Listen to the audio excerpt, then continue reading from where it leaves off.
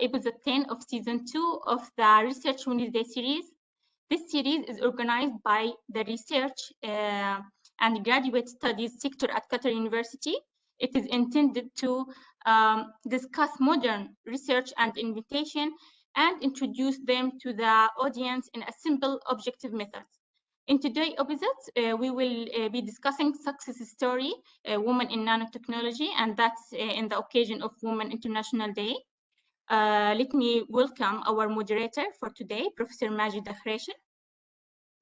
Professor Majida Khreshi is Professor and Head Department of Chemical Engineering in Qatar University. She's also a fellow in the Institution of British Chemical Engineering, and she is one of the most highly cited researchers in Qatar University with upwards of 12,000 citations, mashallah. And her H-index ranked is 48. She published her research in top tier chemical and environmental engineering in international journals. And Dr. Majda Khreshi has achieved top awards in leadership and monitoring leadership excellence award for women from the Conference and Exhibition of Engineering in the Middle East in 2013. The Qatar University Outstanding Teaching Award in 2012, and Qatar University Merit Award in 2014, and many more at the college and department level. Welcome, Dr. Majida, and the floor is yours. Thank you so much for the introduction, Noor. I would like to start by welcoming every single member of our audience and our esteemed speaker. It is such a joyful and fantastic opportunity to see amongst us such an amazing array of expertise and with the women in science and engineering. And to start with, I would like to give thanks to Qatar University for allowing us to attend such an amazing series of events in Wednesdays, where we actually have a platform to discuss a fantastic number of subjects and topics. And this release of the special issue of Emergent Material, which is a journal that was created in Qatar University by Dr. Mariam Al-Maadid and her team in the graduate studies sector of Qatar University, is only a testament, ladies and gentlemen, to show the importance of publications and the attention that the university is given to strategic research and methods and means in which we can contribute our quality research into the international forum, and how we can actually communicate this through a number of events, a number of journals. So Emergent Material, I had the pleasure of being the associate editor for one of its special issues, and I can see how much it grew since then.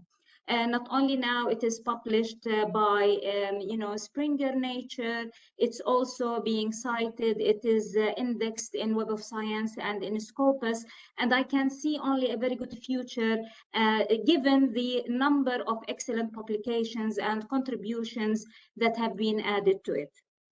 So for me to see a special issue celebrating women in nanotechnology is something I'm extremely proud of, not only as a female scientist, but also as a member of the Qatar University, in which such initiative is only showing how much support we are getting, especially for women in science and in engineering. Now, to release the special issue to coincide with the International Women's Day is even a much joyful, and a remarkable achievement, and a very nice consideration by the leadership of the Research Office and Qatar University in general. So without any further ado, I'm extremely pleased to introduce to you today the speakers in the different sessions.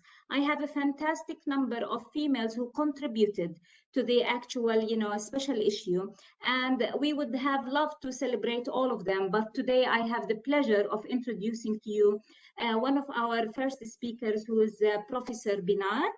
And Professor Binar is currently a professor of biomedical engineering, although from reading throughout her, a nice bio, she had a start as a chemical engineer.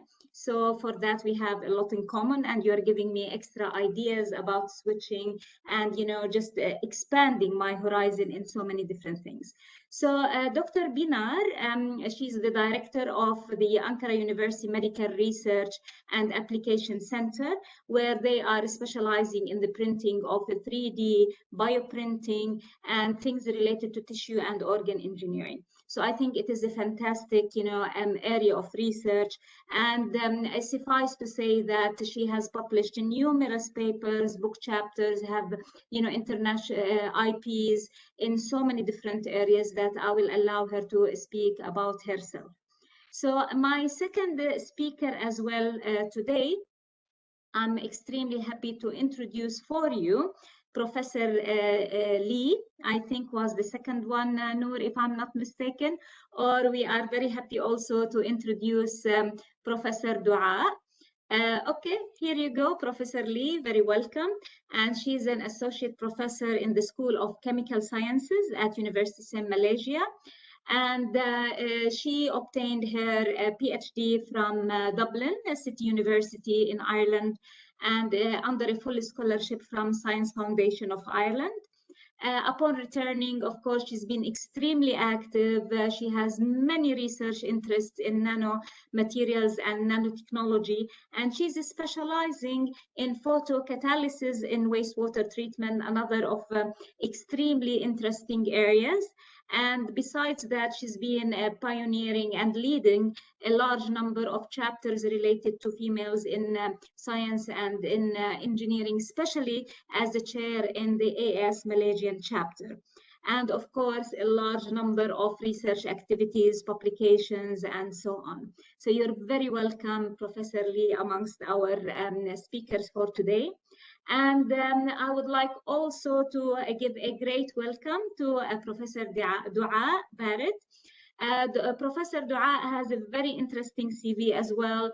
She, I would say, consider her as a young graduate from KAUST, King Abdullah University of Science and Technology in 2019. And she selected to specialize in the material science and engineering part of the work. And currently she's joined a very interesting green energy technology park, and she's basically heading the Prevoskyte and Novel Photovoltaic Technologies Group. I think it is an amazing area of research related to renewables and green energy, and you are extremely welcome amongst our speakers for today. So maybe I will allow my esteemed speakers to speak a little bit about themselves and just say hello to us. I will start with Professor Binar.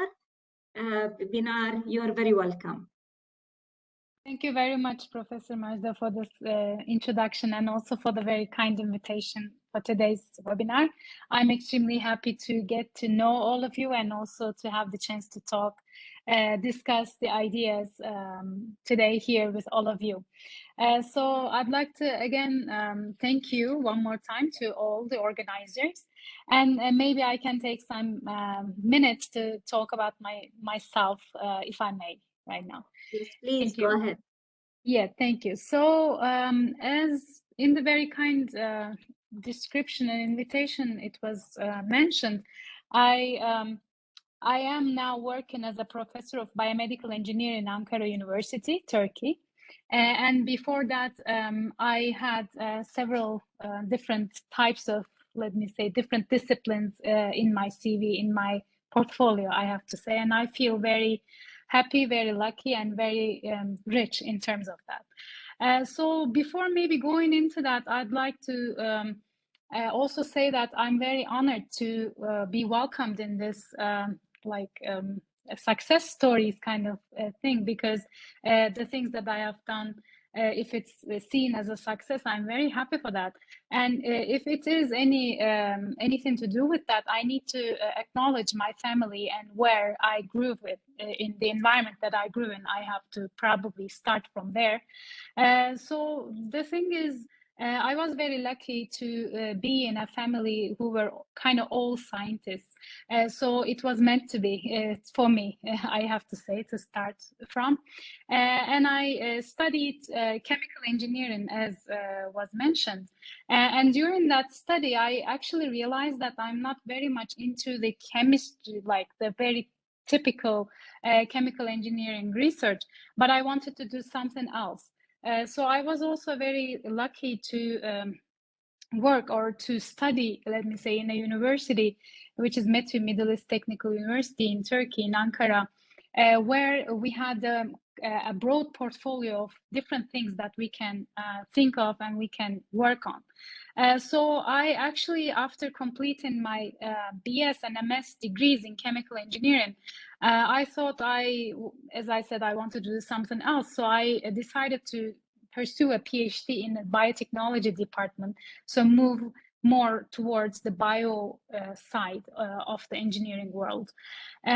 I have to say that my almost all my family is composed of, in a way, medical doctors and also chemists.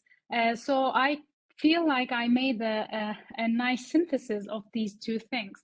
And I felt like, and I also find my way through the way that I wanted to work more in the medical field.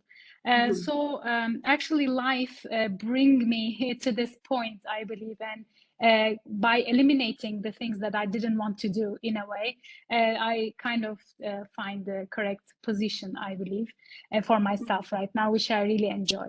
If you want, so much. yeah, it's more or Thank you less so like much, that in the Professor. beginning. I think it is very interesting to see the background, and we will have plenty of questions in relation to your position with the nanotechnology. I would maybe thank you so much for being so frank and honest with us. And this is, I think, the whole idea of having such a forum to exchange where we come from, where we are heading, and things like this. So thank you for this. And I will move to Professor Lee, just if you would like to give us a little bit more than what I already, all the text that was sent to me, and I tried to make it interesting, but I'm sure you have a success story about where did you start and how you ended up here. And then I will ask a number of questions, to start this very nice, session. Dr. Lee. Thank you. Thank you. First of all, thank you for the invitation. I'll keep it short. Just basically, I want to let you know that my background is quite diverse also as well. I started as having a Bachelor of Applied Chemistry in Industrial Chemistry. Then because I always have this dream to be a pharmacist, So what I did is I actually signed up my Master by Research in a pharmacy school in University Science Malaysia, and I got my Master by Research under Pharmaceutical Technology. But then I got a full scholarship under Science Foundation of Ireland to study my PhD in School of Physics, actually. So you see, I can have a very diverse background, and I realized, despite it's I understand that sometimes I know so much things in a broader aspect, but sometimes I realize that we can collaborate with people to actually learn other stuff. Okay. And for your information, at the moment I'm actually in the US for my Fulbright attachments. Yeah. So it's early in the morning for me. Thank you very much. Yes, you are very welcome. You look fresh and very sharp. So thank you so much. And I will also move to Dr. Dunya, if you would like to give us just a very short background about yourself before we start this session. You're very welcome. We cannot hear you. I think there is an issue with you are being muted. Okay, now is it fine? Perfect. Perfect. So I would like first to thank you for the invitation, and it's really an honor for me to be among powerful and pioneer female in science, and it's really such an honor. And from Professor Lee and from Professor Pinar, it just showed us actually the strength comes from the diversity of the background, and I'm no exception. Actually, I also come from a very diverse background, and I feel like this is really science is a journey, and it takes time and hard work to identify really your passion and which really field you want to continue, but it needs a bit of experiment and observation before we really end up having the right path.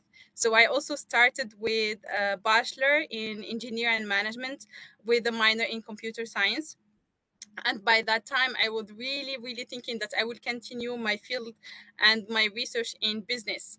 Then the renewable energy hot topic started to bring a lot of attention and discussion, and I just knew that this is really where I want to contribute. And all obviously the information about global warming and climate change were amazing motivation for me to kind of like touch a little bit into that dream of changing the world. So it just made sense for me to work more into the material science and work on renewable energy. And then I found really my passion, which is solar energy. So in your description, actually there was some upgrade and update regarding my situation. So after I happily joined the Green Energy Park in Morocco, and I initiated the building of a new lab, I was really happy to start the basically a new passion, and I think that's the life of science. So I was really interested, in addition to working on the performances of the photovoltaic, especially the perovskite solar cells. I was interested to work on their stability and how they could compete with the silicon photovoltaics, and to basically achieve more knowledge and more experiments. I decided to join Total Energies in France. So I moved a couple of months ago, and now I'm working as research engineer on the reliability and viability of a new generation of photovoltaics. Thank you, and we wish you the best of luck. I think it is an amazing journey for all of our lovely speaker, and if anything, it just shows the determination, the hard work, the diversity in the background, and the consistency of pursuing something that you are very passionate with. And I think this is a very excellent background to start our session of questioning. As you all know, nanotechnology in its own right is one of the most promising technologies, touching so many different aspects of life, anywhere between sustainable energy to materials to development in the medical field to wastewater treatment and so on and so forth. So I would like maybe to start with Professor Lee. And I see that in your journey, you held proudly some of the positions of leadership, helping women and so on. So would you like to just shed light, since we are celebrating the International Women's Day, us being scientists and engineers working in the nanotechnology. So how did your involvement, you think, is helping, advancing the part of women in science and technology? Yeah, thank you, Prof, for your questions. The reason I find that this question is very relevant, because most of the times that in this world we often see a male as the preferable leader. I mean, somehow it's in the culture, that kind of thing. But bear in mind that most of the time, like female, we are more meticulous. We very often look in many perspectives when we make a decision. So what happened is I find that our probably a little bit drawback is sometimes we worry too much and think too much. That's what I feel. That but having said that, my advice is to all females out there is be bold and make decisions, and of course be responsible with the decisions that we make. That's rather important. And also for me personally, I always make a decision, as a leader based on the collective decision. I think this is much better compared that, we're having a top-down kind of flow of authority. So this is rather important, and also based on a mutual respect. So respect is a key word when we, having certain kind of leadership, because to a certain extent, that's what we also celebrate. Gender equity is not just about one of the gender, is about both sides. So we want both sides to be happy. Yeah. So another part is I hope that females can be a role models to other females, younger researchers and also students. So that is the key, or the principle that I make. I personally find that I somehow don't have a mentor or real formal role models throughout my journey, and I think that is lacking in most of the time. So it such a way that very often I actually advise my postgraduate students, just be bold and go and pursue your dreams. That is what more important. Yeah, I hope I answer your question. Thank you. I think it is a very important point, sometimes to have a group set up or backup in which you have a proper mentoring is very important in your case. And this may lead me as well to a question for Dr. Binar about her role in nanotechnology. How do you think us in the business of nanotechnology, science, and STEM in general as females, how can we support each other? This is just trying to get what Dr. Lee was saying, but at the same time, what do you think your role at this stage of being advanced in what you're doing? How can you actually offer support? Can women collaborate together and come together as scientists in this very interesting field? Dr. Binar. Thank you very much. So the thing is, as you are saying, nanotechnology is really diverse and everyone can actually find a spot suitable for themselves. For example, in the medical field where I'm working, we are using nanotechnology for developing controlled release systems to put drugs in so that we can transfer them to wherever we kind of want within the body and they can do the sustained release. So we are working in this area where we connect tissue engineering and controlled drug release or bioactive agents release, let me say. So nanotechnology is helping us a lot to grow the tissues as we want them to be. So that's why nanotechnology is very important, and since it is a very a fundamental aspect that contains a lot of things in it, I believe obviously, like in all other cases, scientists and female scientists can definitely enjoy being together in it and getting different aspects of technology together. The thing is, I kind of have mixed feelings about this women in science issue in general, I have to say, because I'd kind of rather be a person in science, not a woman in science. I feel it is very important still today in 2022. We still need to mention women in science. I kind of feel, I don't know, I have mixed feelings about that, I have to say, because still we need to emphasize this. It is sad, I think, in a way. It is important, we still need to do it, but hopefully we will one day come to a point that we don't even need to mention such thing, like International Women's Day, whatever it is. So yes, we definitely need to collaborate all together, and we still need to do it very closely. So we see today that this is very important. So what I'm trying to do for my group, for example, the graduate students that I'm working with, and also the undergrads, I always try to keep the balance, the gender balance in between the students, so that at least in my small world in the lab, we can keep the equality in that way. And also, like for example, in the undergrad classes, when we are making up labs, whatever, so we always try to do the equal segregation among the genders, so that everyone will somehow start or learn working together and getting men learn to get orders from women, stuff like that. So I think all of these things are very important, and they need to start earlier in life whenever it can be. And obviously it is my pleasure, as I have said, to know all of you, because chemical engineering, medical engineering, materials science, other things, all these things can come together very nicely and make the missing pieces of the puzzle very nicely. So I'm sure after this webinar we will also find nice collaboration opportunities scientifically as well. I don't know if it was a good answer for your question, but yes, it we was definitely very good.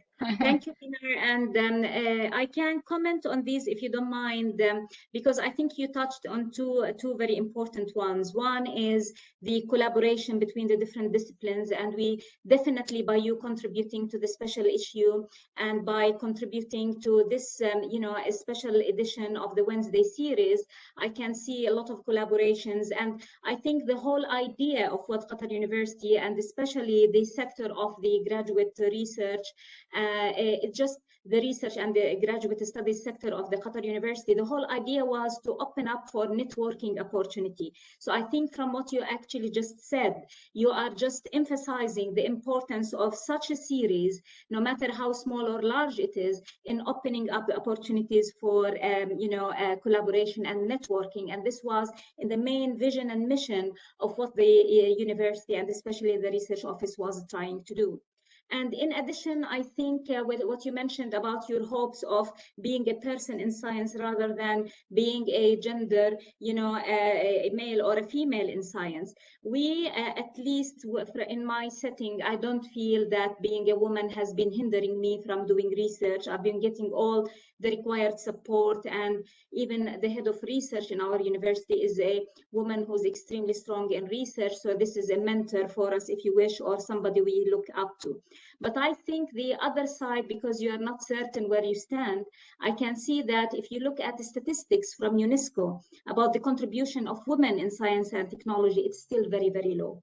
So this is, I think, where they still have to celebrate the achievements, because they are aware of the different maybe hurdles, or whether it is social, economical, or so many different levels that are hindering it. Maybe not in your situation or mine or another, because we got our chance, the support system from the university and so on. But according to proper statistics, there is still a big gap in general for science and technology, whether it is male and female in other. But let me tell you something, in our university, we have excellent number of female students in different undergraduate and graduate level, and they are all contributing extremely well to the advancement and to the research strategies of the country. So thank you so much for your comments. And now I will move maybe to Dr. Dunya.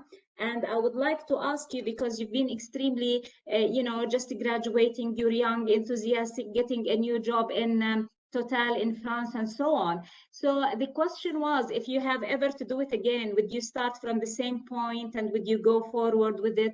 What kind of advice would you give your young self, if you wish, and other people who are, the new generation getting into science? What your advice would be, and how would they get into the nanotechnology aspect of things?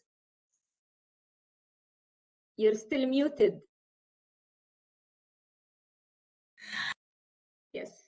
Yes. Okay, now I think it's fine. That was really, really nice question, Dr. Majida. It's really important for any scientist to stop and reflect on their career, of the past, on the future, and see what they could have changed or what they could advise other scientists from their own experience. And I think that's really emphasize more into the importance of mentor support or female to female program, to really learn from our own experience and then kind of project good advice to our female mentee in general. I think one of the most important advice I would say, and also learning experiments and experiences I have happily learned from my career, is to be less rough and tough on ourselves. As a female scientist, we tend to really be careful, worried, to think twice before making a decision, because we always have that feeling that if we fail, everyone will be pointing it because of our gender, even though that failure is something that is genderless. It happens to all scientists at different career level and at different fields. So really, throughout my career, I have been really, really tough with myself, not giving myself the opportunity to fail. And then when I do fail, I used to take it as a negative outcome. However, now that I look back to my career and to the future and to what I'm doing now, actually, I find that failure is really an important step toward the process of success. Without failure, we cannot really stop, go back few steps, and then move forward even better. And this is something that I learned throughout the path of science. And as scientists, we know that experiments don't always succeed. And sometimes actually for them, not failing is the best thing, because you know, especially if you fail at the early stage, you know that that path is useless and you can move to better research. So I would really advise scientists, female or I mean, despite the gender, that failure is really an important part of the journey itself of science and career success, and that they should really celebrate it. Failure should be as celebrated as success is, because that really shows that you are finding your way and you are really making a path by yourself. And this is really important. I always try to remind my students that even though you see posts, for example, in LinkedIn, that really just emphasize and focus on the success or like the optimal or end result of whatever study is, actually we have to also be interestedly and importantly also interested on how the success happened. So the process, the failure, the repeat, the start overs are as important as it is, and really nothing and nobody really achieve what they are achieving now in like one night. We all have been through that, and it's really important to celebrate it, to accept it, to valorize it, because it is the reason why we are achieving what we are achieving at the moment. Yeah, very well said. Thank you so much. And this is absolutely interesting. And indeed, it's a journey. And in science, you have to keep repeating sometimes the experiments to get the, at least a probable data. So there is no harm in learning from your own mistakes. And thank you for highlighting this so candidly and so clearly. I will just go to Dr. Bayan, if you don't mind, because you did mention again this networking, and I'm extremely interested to know from there on, what would be the best way for you to create networks, especially for multidisciplinary research in nanotechnology? Like you mentioned that you're interested in research. What would be your best forums, and what can we advise, younger female or even like younger scientists to get together? Because, over COVID, we had a period where we did not go to conferences. We were all trying to survive the online learning and creating a very good environment for our students. So what, in your view, is the best way to network, and how can we move forward in creating, proper gravity in nanotechnology, especially as female scientists? Is it for me? Sorry. Yes, sorry. Maybe I missed. Okay. Yeah, thank you. So as you have said, actually conferences, face-to-face conferences was a very good, very nice venue to get the networking.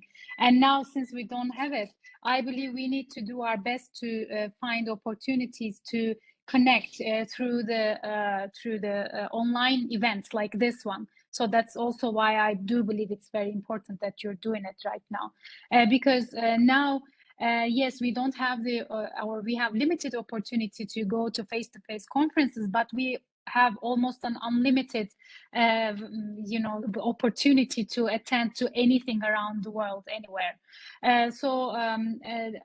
For example, there's obviously very big names in our in the field that I'm working in, and most of them I didn't have chance to listen to previously. And during this COVID time, I had the chance to listen to them because I catch them somewhere in an online event. In the peaceful situation of my house, I had the opportunity to listen to their talk and get the inspiration from what they are telling us. So the online events, I do believe, are very important points.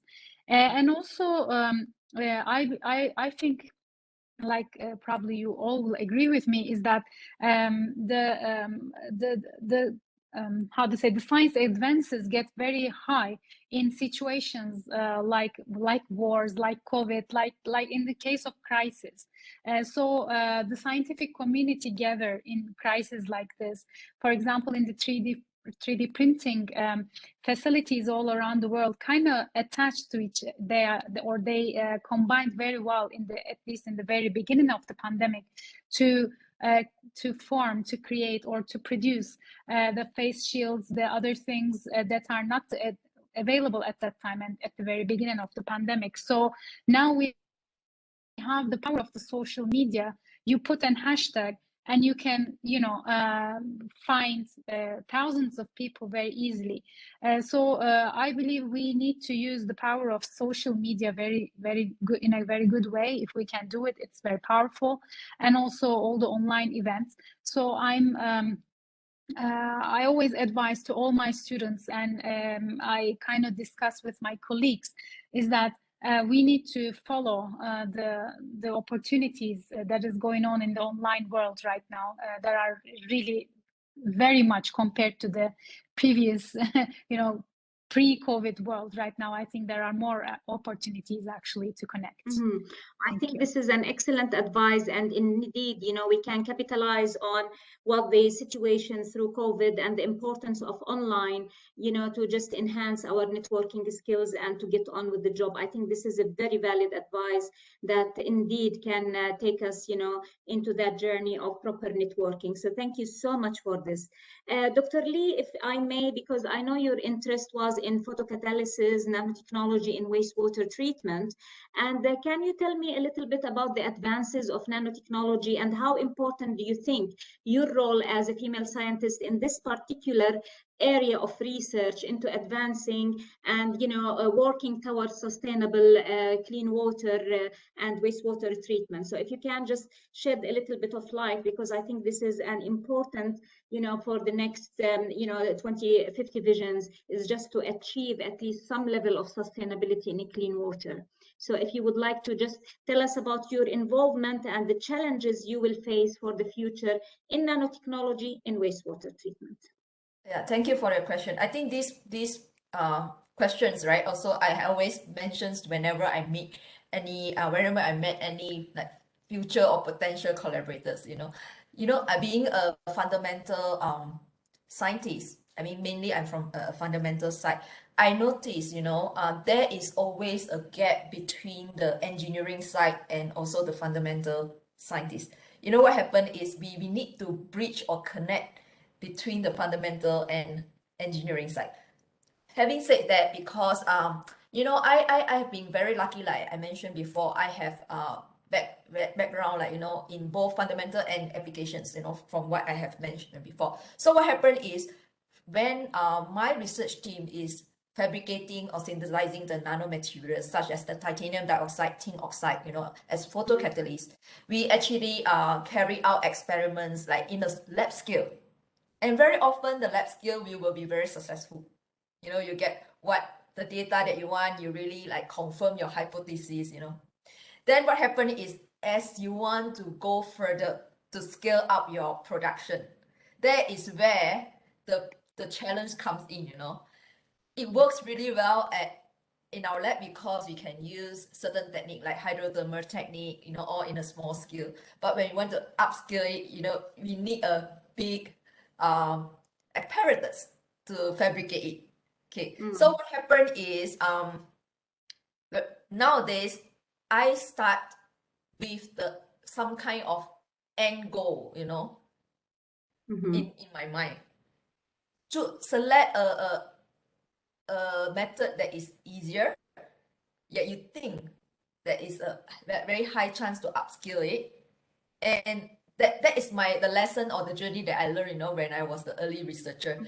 So you go and after that always think what the the person or the industry who wants to use your product, very often they want to save money. So they will definitely won't spend so much of money or invest so much money just to change their technology. So this is something that I also learned, that try to get a method that is a high chance of upscaling. I mean, I'm not saying 100%, we never know. So that's why the transdisciplinary collaboration is extremely important. We can always listen to both sides of story, how to solve an issue. Another thing is, as a fundamental scientist, I notice, if we know our fundamental quite well and quite strong, we can actually solve certain chemistry problem. Because the engineers sometimes find they are so good in upscaling, but sometimes they overlook the fundamental part. So my message is always collaborate, communicate openly, because the challenge, another one, is sometimes we don't communicate openly. Somehow each party trying to, I'm not saying that they are trying to hide purposely, but don't speak on the same channel because of the the work that we do. So I think the take back message is communicate openly from the beginning. When you plan your project, always have some kind of end goal before you start the project. That will somehow lower down the risk and also the challenge we are going to face. Yeah, I hope I answered your question. This is very, very interesting. As you've mentioned, there is usually a gap and it needs to be filled in via the different collaboration from the nanoscale into the large pilot scale, going through all the TRL technology readiness levels and into a product that can be used and applied. And I think this is one of the challenges to try to take things from a smaller scale into a larger scale. So between having nanotechnology expert applying it in medical, having a nanotechnology expert applying it in water treatment, I will talk to Dr. Dunya about the application of nanotechnology in energy, because between energy and water and medicine, we are covering very important fundamental spectrum of what nanotechnology can do to us. So what are now the newest things in relation to nanotechnology in energy production, photovoltaics, and how do you see that the next 20 years are going to change based on nanotechnology? Definitely. I mean, I would agree with Dr. Lee that the photovoltaic field suffer from the same exact limitation and challenges, which is the scalability. I work on thin film photovoltaic, especially the perovskite solar cells, and there are new type of solar cells that are basically built to optimize the performance of the silicon. We already know that now the majority and the most mature photovoltaic technologies is the silicon photovoltaic, but they are really well close to achieving a limited performance at this point. So we are thinking on how we can make them more performant, and then how we can actually generate and convert a bigger number or percentage of the light from the sun to energy. And this is really important because that's basically means that in the same area of photovoltaic we will be able to have even more energy and electricity generated. Very important both because we will be a bit more sustainable in terms of materials, but also in the land that is used and the waste that will be basically accumulated once the photovoltaic panels will be dying or they will have no more performance. So the perovskites arrived like 10 years ago, and they're actually achieving really really high performance at the moment, almost close to the silicon. And normally in the history of semiconductor, perovskite is the semiconductor that shows the highest rate in terms of the optimization of performance. So far so good. But in the lab the perovskite showed really good performance, but once we are scaling it up we have another challenge that arrive, which is the stability. The stability have often been not studied or kind of like ignored, because the performance at that point 10 years ago made more sense to be achieved or in quest to really optimize. But now we are reaching a question is how really comparable a perovskite panel or module at the moment to a silicon one. Can it survive for the 20 years that the silicon really survive? Well, the question is no at this time, but this is what we are trying to do. What's really the difference? And the viability, the reliability, the stability of this type of technologies, especially thin film technologies, in comparison with the most mature and manufactured silicon panels. Are they comparable? Could they be last the same?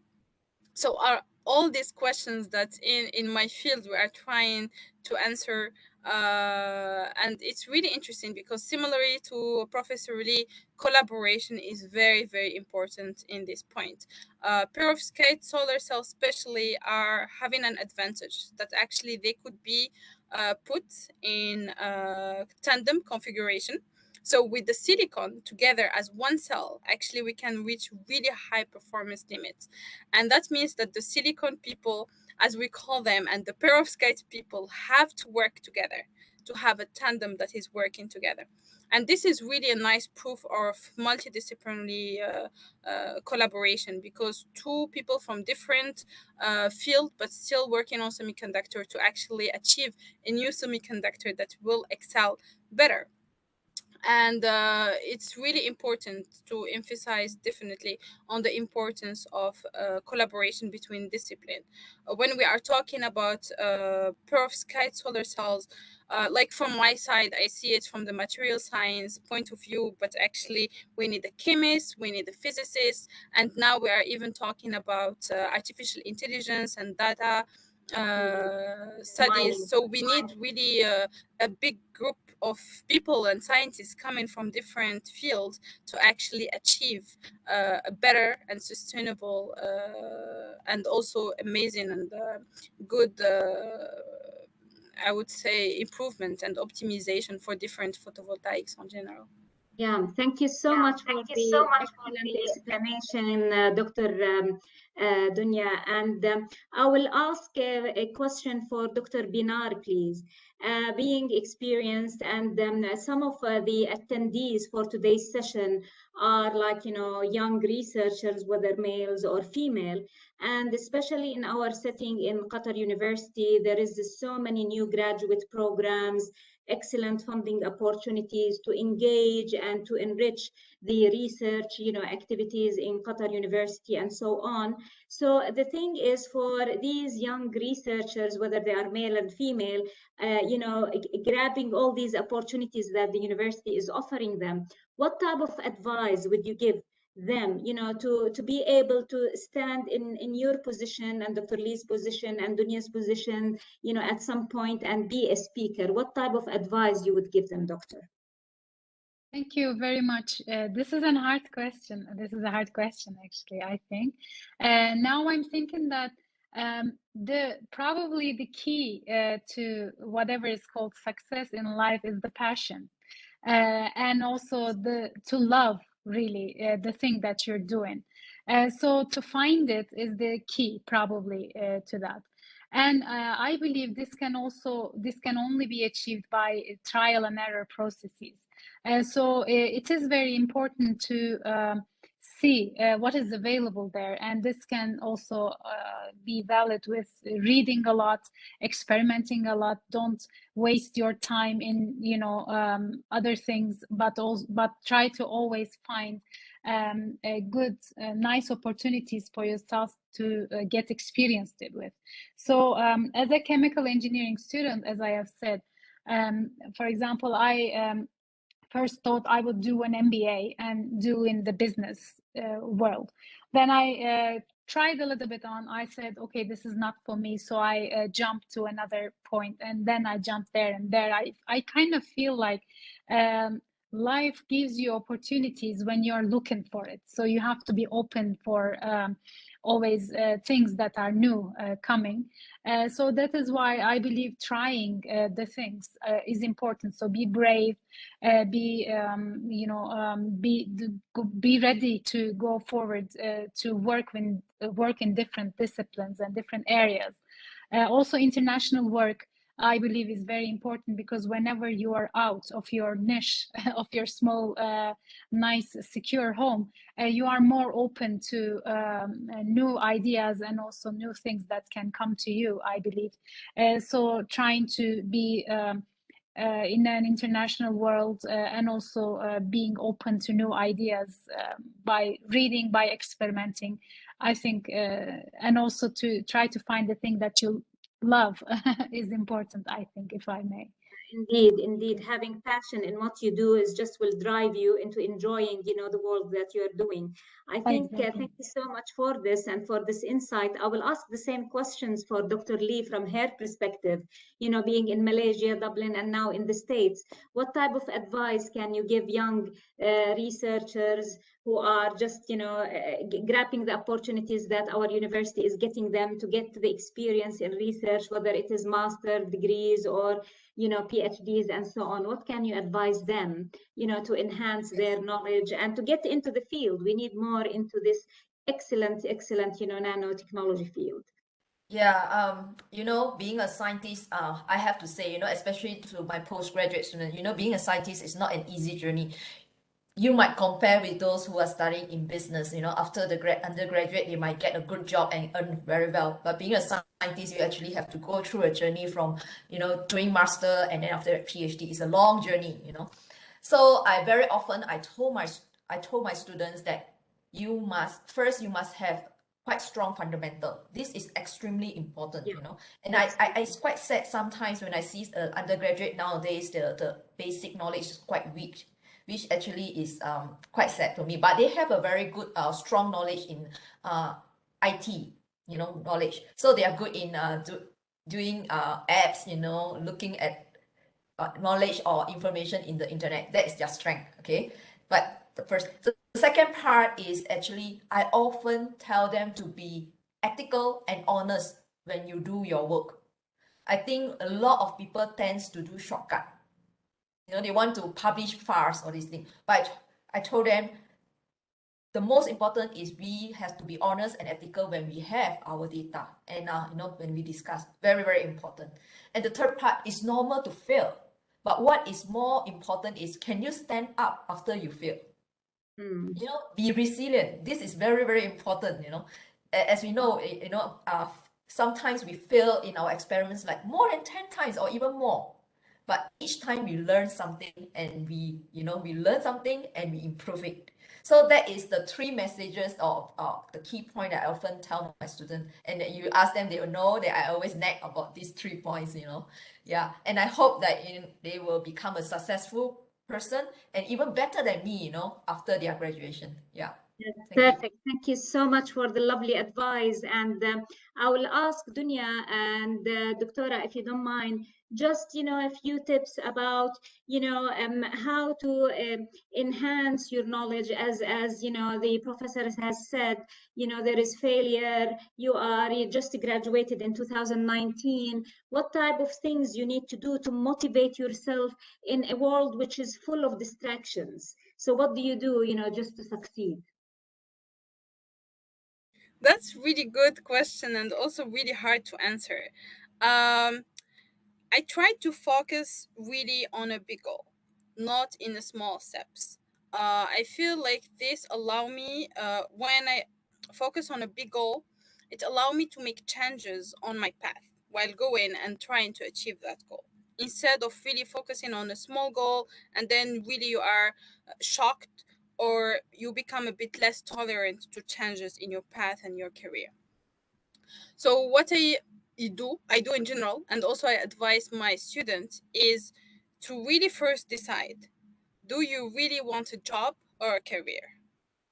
Because those are two different things. If you want a job, then yes, maybe you want to check something that fits with what you already know, and then a salary, and then you just keep doing exactly what you are doing forever, and you just settle. Or do you want a career? And then if you really want a career, that's a journey of uncertainties. You might start in one field, and then after 20, 30 years, you will be completely in a different field. But that's it. That's a career. So you are building your knowledge, you are building your interest, and you are changing your passion as you are growing up, as your knowledge is changing, as your personality is changing. Because me, 10 years ago, I wanted to do business, and now I want to work on photovoltaic. In 10 years, maybe I want to work on something totally different, because that's the scientists. Scientists like to have, and I think we all agree that by the end of our PhDs, we really wanted to work on everything. And we wish, I mean, I could have done millions of other PhDs to be more expert in other fields.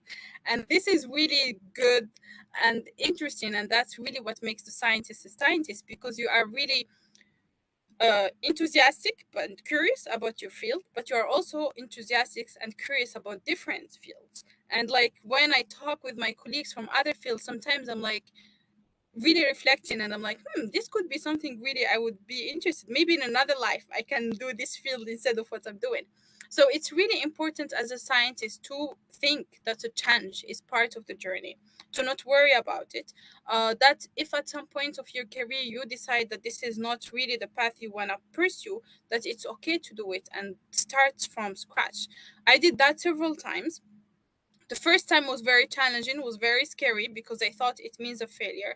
But then the second time, it was much less dramatic. And then the third time, I was really enthusiastic about the challenge because I felt like this is really how I grow and this is how I increase my knowledge.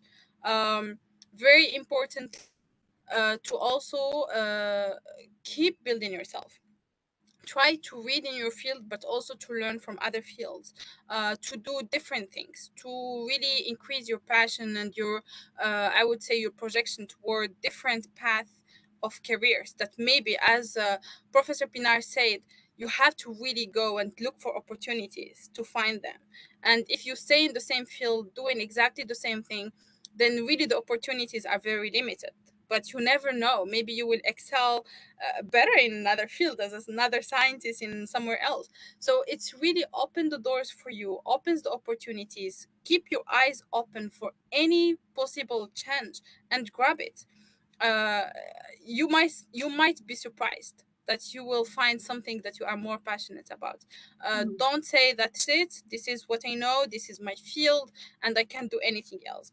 Once you are a scientist, once you acquire the skills to do research, to do science, then really you can learn any other field and you can excel in any other field. Thank you so much for you in specific and for the three of you for the excellent, discussions and so on. This can goes on and on for a very long time. I will, I think, give the mic for Noor just in case you would like to interact with the audience in case they have any questions before we close. Noor? Thank you so much, Dr. Majida. We have a question, I think, from Kaukab. Kaukab, you can unmute yourself, I think. Karim, can you unmute Kaukab, please?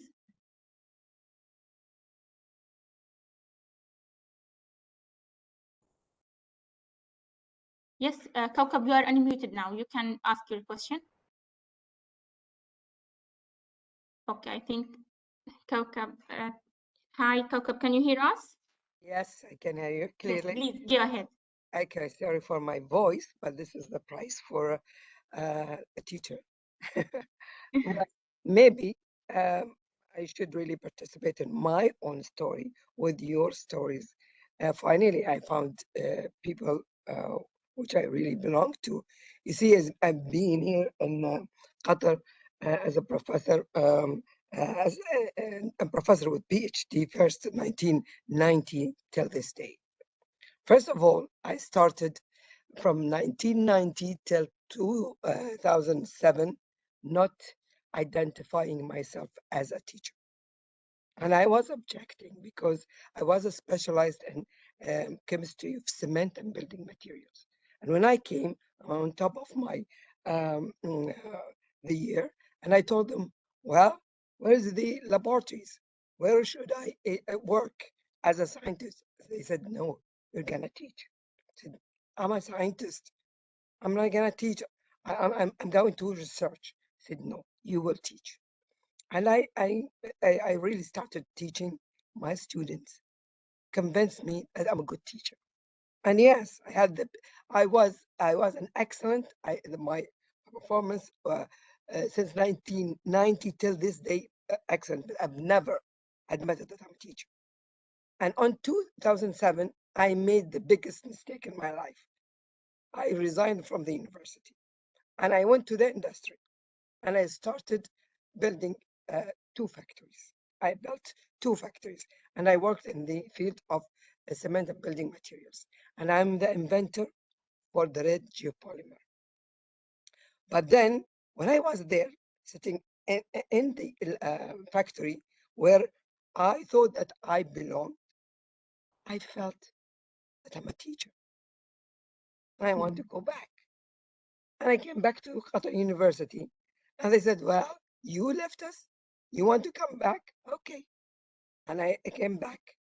And since then, see my voice, I never stopped being happy and teaching, but I never stopped even being working in the industry. And so, yes, women can do it all, and I've been through it all.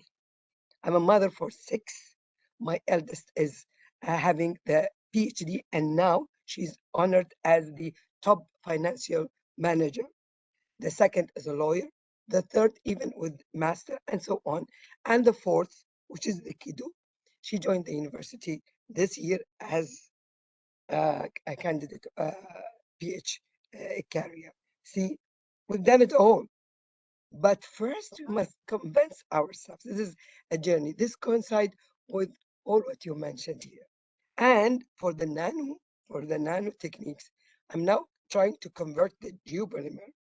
I'm gonna try to convert it into a zeolite, and then the zeolites I will just add it to the titanium dioxide doped zeolites, and I'm going to make it possible for us to purify water or from the degradation of dyes. And so I never stopped working, never stopped being ambitious, and never stopped being a teacher. I just wanted to add this. Thank you. Very nice success story, Doctora, and inshallah, yani, with zeolites and so on. I think this has been a fantastic platform. So many ideas of networking are going through my head, and I'm sure for others as well. So Thank maybe you. we will have a chance to speak, Doctora, inshallah. Thank you, Noor, the inshallah. mic is back to you. Thank you so much for all. I would like at the end to thank all. Sorry, Noor. If it's possible, I just want to say something before we finish. Yes, please, Dr. Dunya. I want to take the opportunity in this day about women and success women to not forget to actually acknowledge the man behind our support and encouragement and success. I think it's also really important to encourage more men to support the female in their life, both colleagues, family member, daughters. Personally, I think my dad was one of the source of success because he few years ago had to defy the cultural norm to allow an 18 years old daughter to travel the world alone. And I think that really requested a lot of courage from him. And thanks to this, he was able to forge a really strong person with a strong personality and curiousness that later on really related to my science journey and to my career. So I just wanna say thank you for all the supportive system that really without them we wouldn't be able to achieve what we did. Thank you so much, Dr. Dunya. Actually, thanks for all of you. Your success story inspired me, and I'm sure inspired all other young scientists. Um, at the end, I'd like to thank our dear speakers for participating in this episode of Research Wednesday series and our kind moderator. Of course, I would like also to thank our audience for attending this webinar and looking forward to see you in the future webinars. Thank you so much for all of you and see you later. Bye. Thank you so much, Noor. If I may add, I would like to thank my esteemed speakers, and I would like to thank the team, Noor, and all the people who have been working behind the scenes to make this so successful. And to be honest, I would like to thank the opportunity and the leadership for them to realize that the Emergent Material Journal can go up to a standard and have like this special issue.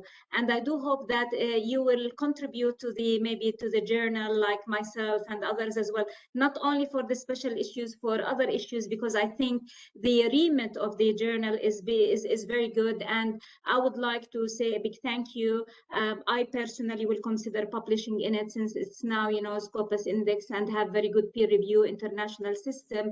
So I would encourage all my colleagues to network, to collaborate, to publish, and to all be healthy and happy. And thank you so much for this opportunity to make you your